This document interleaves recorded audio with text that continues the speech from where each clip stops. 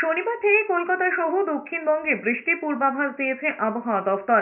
মঙ্গলবার আলিপুর আবহাওয়া দফতরের অধিকর্তা হাবিবুর রহমান বিশ্বাস জানিয়েছেন, শনিবার থেকেই দক্ষিণবঙ্গের বেশিরভাগ জেলাতে ভারী বৃষ্টির পূর্বাভাস রয়েছে।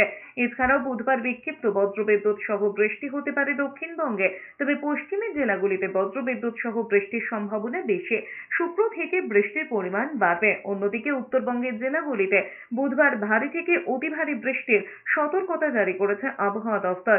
বৃহস্পতিবার থেকে বৃষ্টির পরিমাণ কিছুটা কমবে। উত্তরবঙ্গের 5 জেলা দার্জিলিং, কালিম্পং, আলিপুরদুয়ার, কোচবিহার এবং জলপাইগুড়িতে হালকা থেকে মাঝারি বৃষ্টি হতে পারে। বিক্ষিপ্তভাবে কয়েক জায়গায় ভারী বৃষ্টি চলবে। বজ্রবিদ্যুৎ সহ বিক্ষিপ্তভাবে হালকা থেকে মাঝারি বৃষ্টি হবে মালদা, উত্তর ও দক্ষিণ দিনাজপুরে। উত্তরবঙ্গে বৃষ্টিপাত আগামী আজ আজ এবং কাল দুদিন ভারী থেকে অতি ভারী বৃষ্টিপাত, তারপরেও হালকা থেকে মাঝারি বৃষ্টিপাত সর্বত্রই হওয়ার সম্ভাবনা থাকছে। দক্ষিণবঙ্গের জেলাগুলিতে বিক্ষিপ্তভাবে বৃষ্টিপাত হওয়ার সম্ভাবনা আছে আগামী দুদিনে। দুদিন পর বৃষ্টিপাতের পরিমাণ বাড়ার সম্ভাবনা রয়েছে।